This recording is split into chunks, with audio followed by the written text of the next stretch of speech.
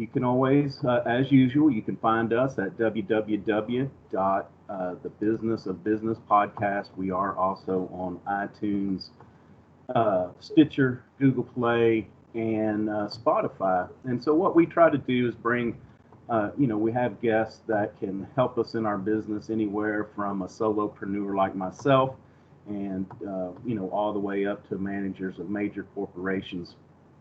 That's the main reason I started this podcast was, number one, it helps me. I learn something from every one of my guests, and then, able to put that into work, not only all the great people I get to meet. And so without any further ado, we'll talk to our guest today. It's Joseph Sudhip.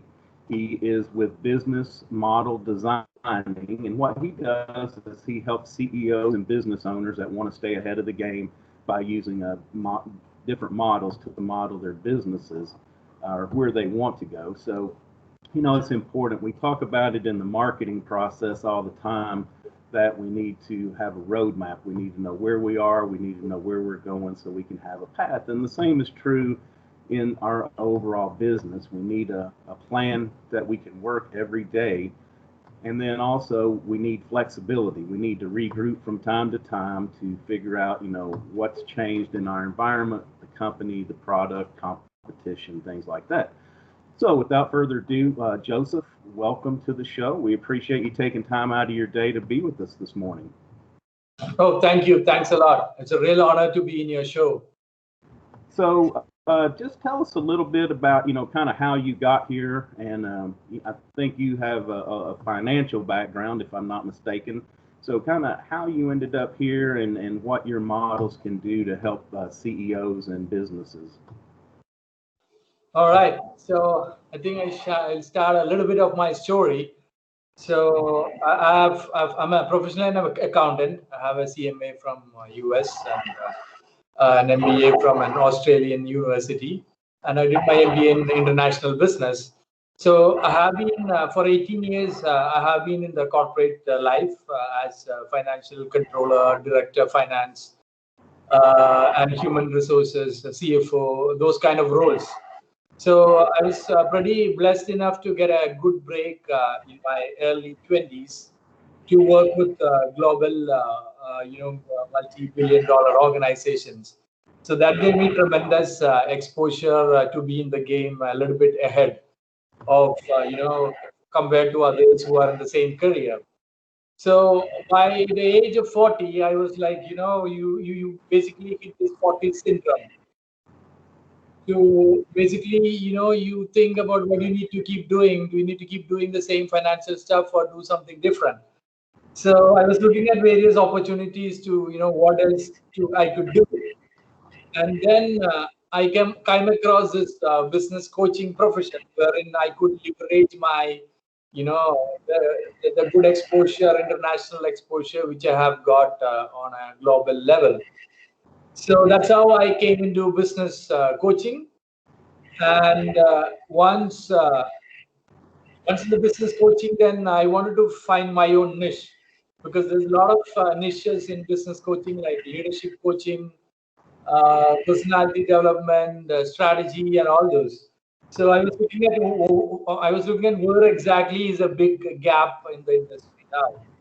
And when I was doing my research, I found that business model designing, there's a huge gap within small and medium enterprises to really figure out how to do a best business model designing for the business. And many are not aware on how to do this. So I started researching and doing more studies and qualifications on this to see what exactly is business model designing. And it was really pretty interesting. And so my mission is to help CEOs and business owners of small and medium enterprises to give them clarity on what business model designing is, how to do the business model design, and how they could scale up in terms of valuation, profitability, and scalability with the business model.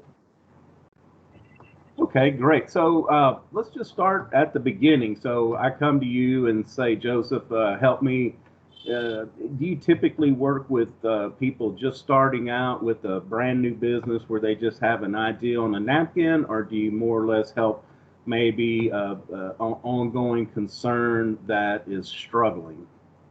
It's both actually, new enterprises plus the ongoing ones. Okay. All right. So I come to you, say, hey, Joseph, either way, I've got this great idea. Here's my napkin. It's all written down here for you. Or, I'm kind of hit the wall in my business. Where do we start in the process? Okay, great. So the first thing first, right? So first thing, what we sit and brainstorm on, basically your napkin model, asking like what really is your value proposition.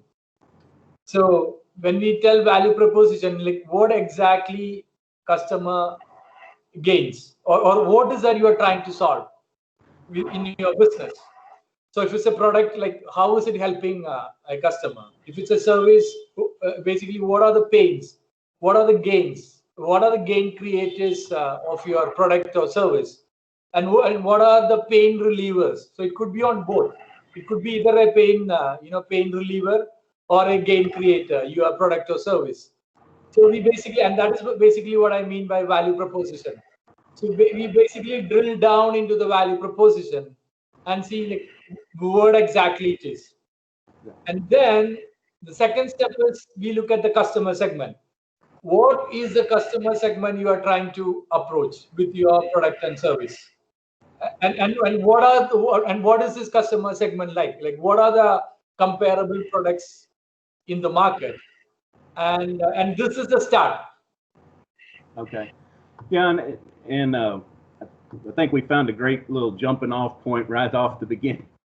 You mentioned value proposition, which it's so important. And a lot of times business people fall into a business by accident. They do something, somebody likes it, so they do more, and they kind of get moving along. Or unless you have a very unique product or service, most of the time your product or service is basically a commodity. So trying to differentiate that value proposition, it's so important. I mean, why, they're, uh, well, let's just choose, trying to think of a good, so we sell soft drinks. I mean, there's like 100 different soft drinks on the market. What is mine going to do to bring value to you as the consumer? Why choose me over anything? And it's the same with the service. I mean, like me, I do a lot of consulting, so there's a consultant on every corner nowadays. So what differentiates me from everybody else in the market? What's the value? And so it's important to dig down and try to find out what that is exactly. I think we miss that a lot. And again, I kind of relate this back to the marketing end, is that sometimes we just say, hey, I've got this awesome product, buy it, where we leave out that. So if we can figure out the value in the business model, it translates to a lot of other areas in the business itself, or in the process itself. Yep, you're right, absolutely right. Yeah. Yeah. And so I guess when you talk with owners, is it difficult to get to kind of bring this to the surface? Are people kind of keying in on this is the value that I can bring, or is that something that really takes a lot of work on the front end to say we've got to determine the value before we can actually move on? It takes a little bit of exercise because it's not because we need to find that unique value to that customer segment where it will like really be an aha moment for them. Yeah. So for that, again, I really drill deep down and see like, if you once you identify your customer segment, you have to identify like what are the jobs which these customers do. So and for me, I like differentiate like 3 to 4 jobs. Like one is a functional job, another is a social job, an emotional job. Let's put it 3 for for explanation's sake. So which of the jobs is my product and service catering to, and what are the gains in each jobs? and what are the pains in each jobs, and how can I relieve those, my product or service relieve those pains, or how can this product or service create gains. So this is where like it's a real brainstorming session, and this many times even this business owners wouldn't have details. And this is basically the base foundation of how once we start building a business model. Yeah, and I assume that not only digging into that customer segment, but also digging into the competitor segment too. I think that's something that another thing that we kind of gloss over is that, hey, I sell this product or service, and it's the best, everybody should buy from me, and we really don't know what is our competitor doing, what's their offer. We may know their price point, but as far as digging into what is that process to what is the value they add, because inevitably we are going to have to differentiate ourselves from that competition. So I guess this is a great point to maybe even do some mystery shopping of your consumers, to get out there to really dig down into detail what their offerings are.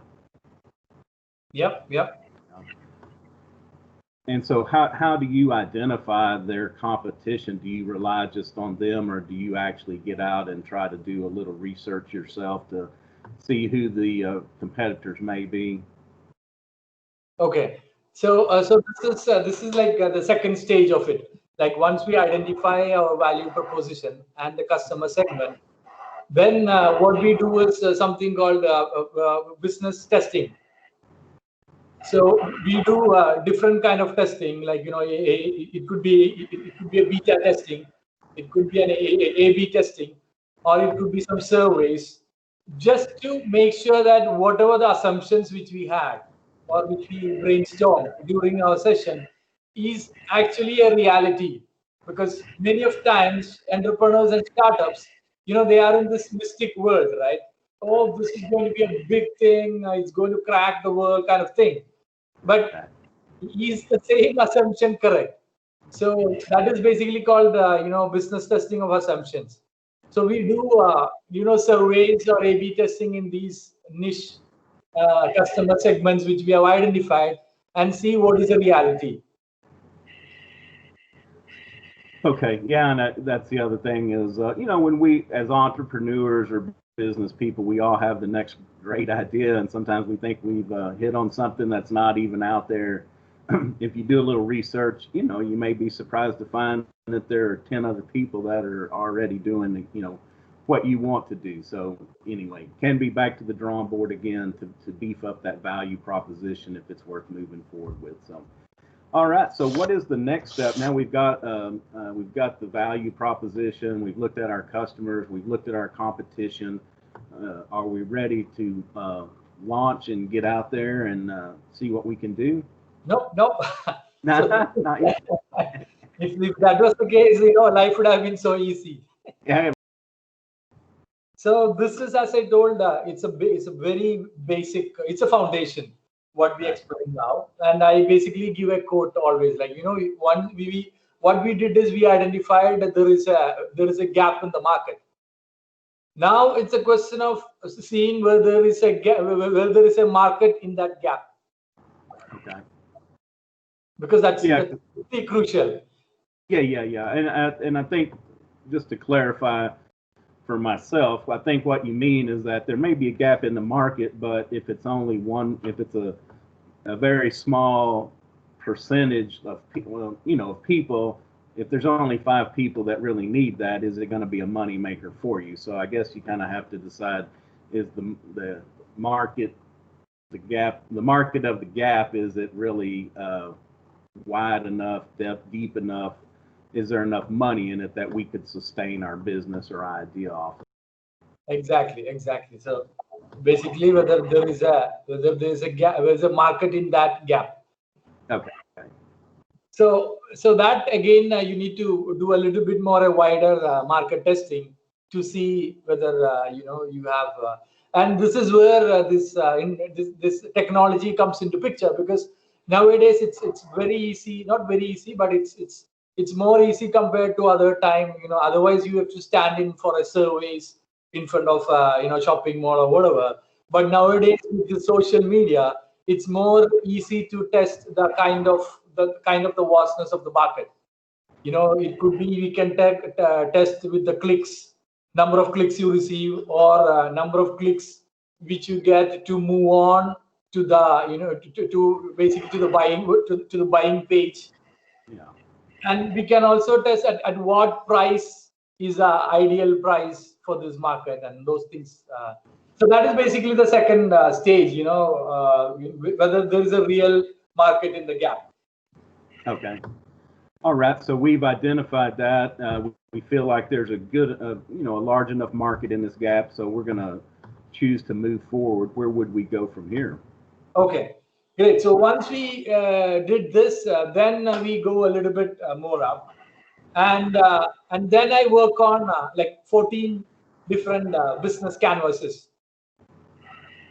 Okay. So out of that 14, it's two which we discussed, which is the value proposition, and we defined what would be the features of our product and services, and the third one is the customer segment. So out of my 14 canvases, we covered 3. Oh, okay. Now we know. Okay, so here this is our offering, and here is our customer segment. Now it's a question of working on 3 canvases. Fourth canvas is for communication.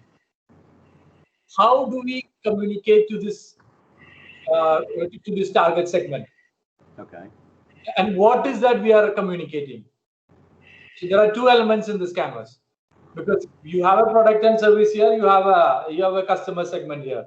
How on earth are we going to communicate or make know that this product exists in this market? So that is the next strategy which build, like what are the ways which we can communicate based on it's purely based on the customer segment. Right.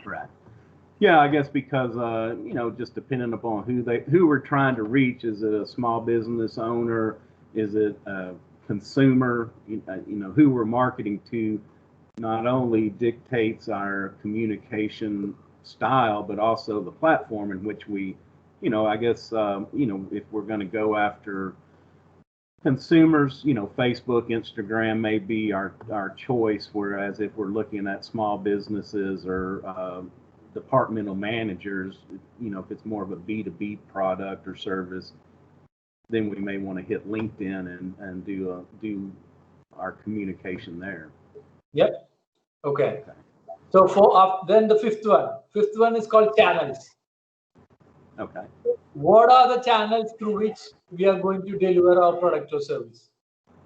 So on a traditional method, we all know that there is this direct and indirect channel. Direct channel may be being making your own sales representative and doing, or your own e-commerce website. And indirect channels are you can have n number of distributors, or you can build partnerships to keep selling, or platforms. There's a lot of things available out in the market to bring the channels. And what I see is, with my experience with these businesses, this is something which has not been taken seriously. Most of the businesses have like just 1 or 2 channels, and they think that's it. There is no more options available. Okay. So I really sit with them and explore different opportunities. Like even for my coaching, which is like a small business, I have around 9 different channels. Oh, wow. See, so that is the power of channels, right? The more you can increase the channel, the more the potential for your income. Right. Okay, awesome. That's a good point. And then the 6th one is called customer relationship. So in customer relationship, I focus on 3 things. How is that you're going to get customers? How are you growing customers? And how you can keep customers. Okay. And this is really important, because you need to have a strategy for all the 3. It's not easy. Right. Exactly. Yeah, and that it's good too that you bring up the customer retention, because a lot of times it's unfortunate, but especially in a newer startup or a newer product, we're hustling, trying to get new people, but we're not taking care of the ones that we have. And then all of a sudden, we're just kind of like that one-hit wonder. We just have nothing but new people. We've got nobody that's been around for a while. So Exactly. definitely something that, because I'm assuming, from my experience is that the acquisition of that customer is the most expensive part. So while it may be costly to hang on to them, it's not near as much as the cost of getting them. So we have to really pay attention to that, not only to keep our revenue stream, but also on the expense management part. Yep. So I've told 6 right now. Yes. Okay. Now the 7th one is called revenue streams. So what are the revenue streams possible in this business?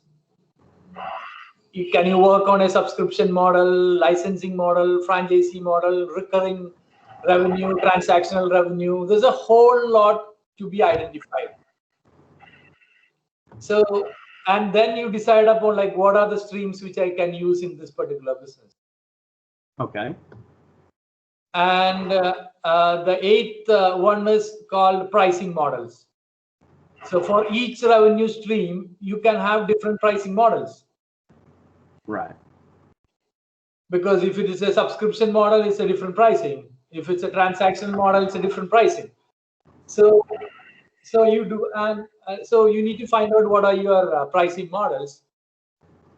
So now I covered around 8. So now, yeah.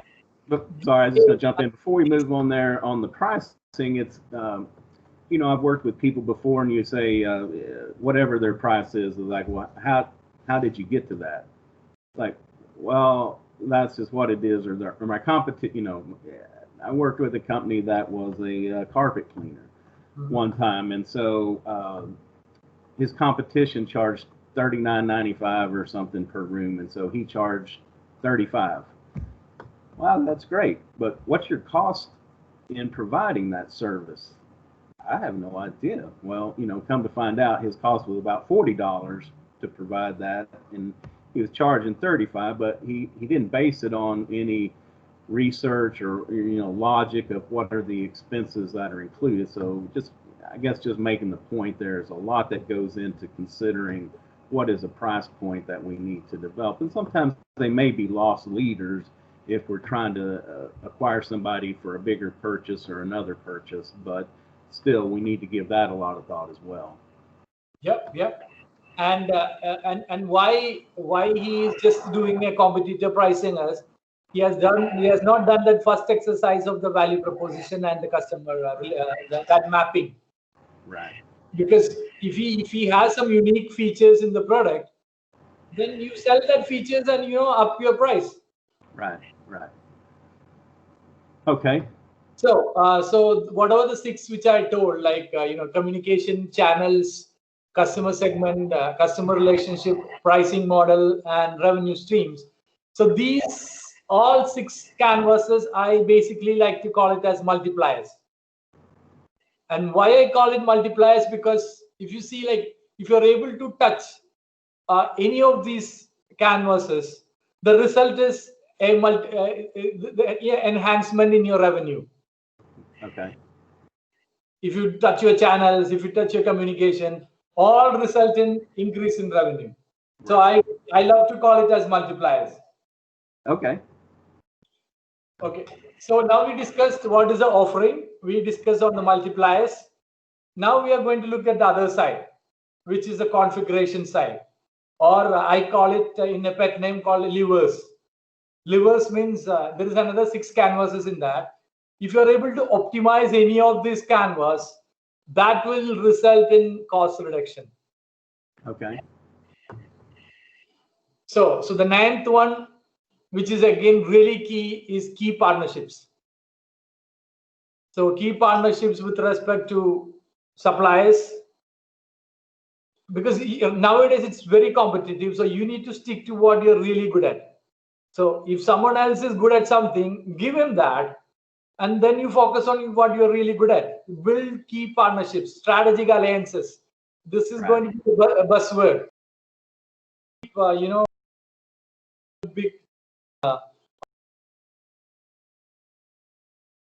resources too thin. Yeah. So ninth is key partners. 10th is key activities. So you need to decide what are the key activities in your business, starting from starting from finding the suppliers, getting the goods, manufacturing, or how are you going to do the service, how are you going to communicate. All this have to be listed out, all the key activities.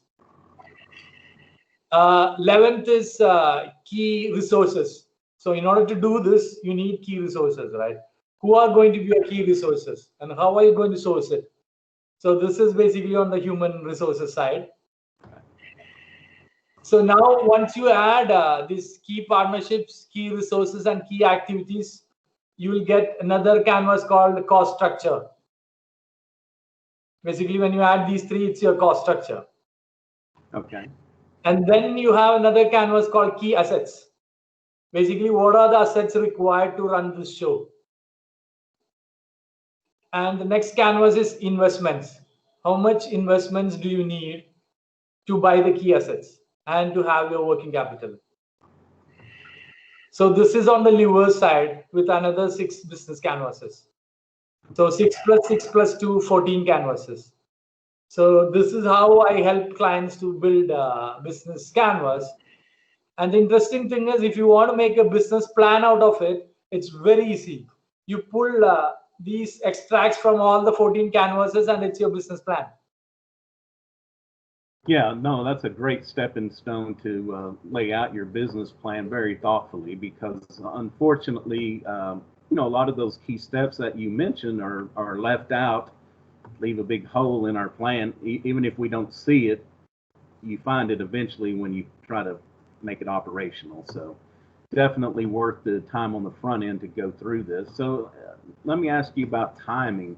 And I know a lot is dependent upon how big of a project and on how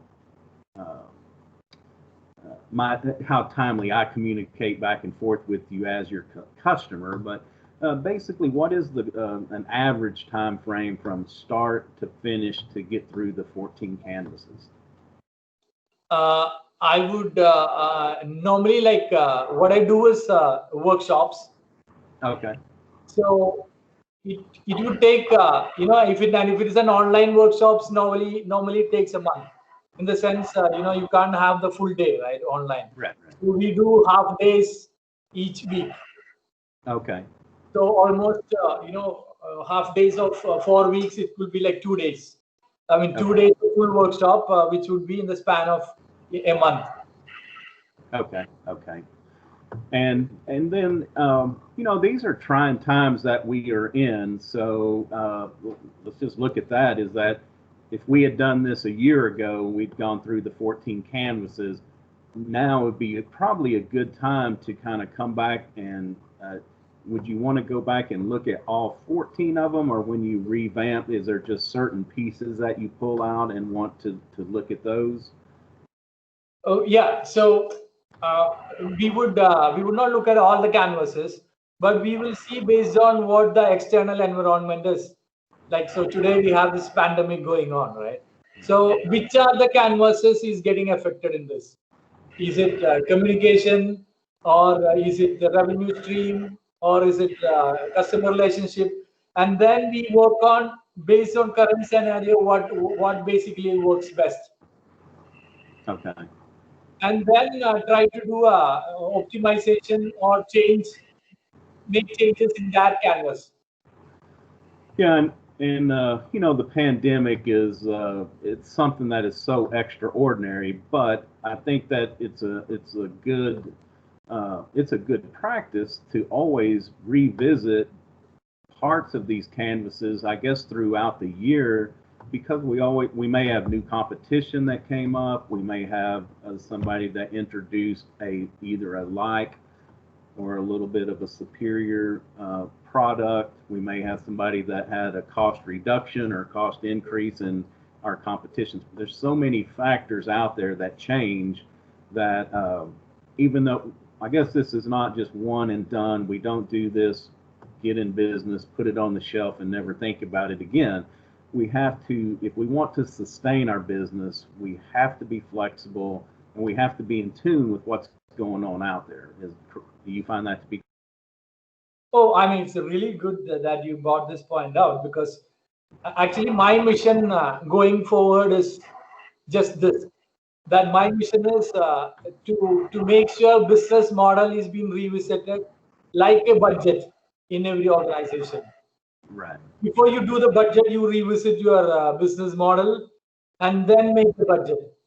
And I want to make it, tell to the whole world and make this as a practice and part of their system, because it's so effective. Right, right. Yeah, that's all great advice. Well, so what is one tool that you use in your daily life, either in your business life or your personal life, that either a tool or a routine, or what do you do to keep yourself on track?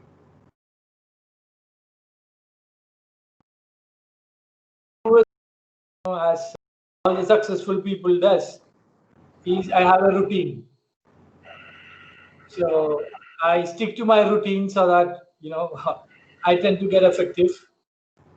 And then, of course, I do some exercise to be in present,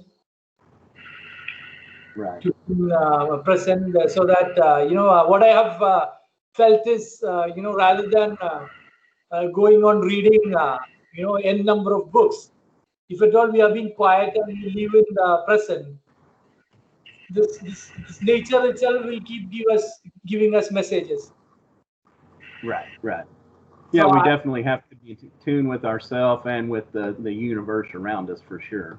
yeah, so I tend to be in the nature more and then being present. So I kind of get a lot of ideas, which it just like it pours in. All right, great. Well, Joseph, if you wouldn't mind, tell people, how they can get a hold of you. Basically, who is your client? I know it's most businesses, but probably want to work with either, like CEO or the owner of the business or top management to really uh, have an effect, somebody that can put these plans into place. So just tell us a little bit about who you work with, how they can get a hold of you. Everybody needs to sit down with you and get these 14 canvases looked at. If you haven't, if you've already done it, then it's definitely always a good time to be thinking about, any updates to those as well. Okay, so I work with CEOs, business owners, and strategic leadership team. And since it's like a huge demand on this, what I've done is I do three things. One is I have a web page called thebusinessmodelcoach.com, and Okay. there I sell a course. It's like a 1 hour video of giving details on what is the business model, its framework, and giving some tips if they can do it themselves. Okay. So buy the course and download the video and then keep hearing, and they can do that if they can do that. Second is I conduct webinars every bi-weekly, and it's going to start from December. So basically, what I do is I hold this webinar for the CEOs, business owners, and strategic leadership team. And in this webinar, I actually pick one of the CEOs and basically play a gamification webinar with them on business model. So I keep asking questions and then try to help him frame a business model then and there. So it's a very Okay. interesting show which is going to start in December. So those who want to keep getting ideas on different perspectives on business model, it's like every bi-weekly, and so they can subscribe to that. And the third is they can have these workshops with me on business model designing, wherein we will really drill deep into each models, and then and there keep designing this.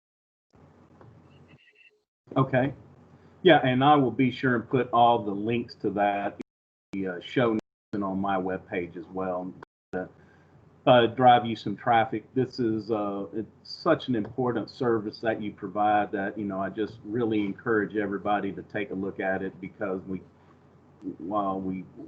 got to lay the foundation with planning, and then also, like we've talked, we've got to revisit that. We've got to be flexible in order to make to have longevity in the business world. We can't just be rigid and static. So, but well, thank you so much for your time today, Joseph. We certainly appreciate you going over the 14 canvases with you. And again, you can find us at www.thebusinessofbusinesspodcast. We are also on Facebook, Instagram, Twitter, and then we also are.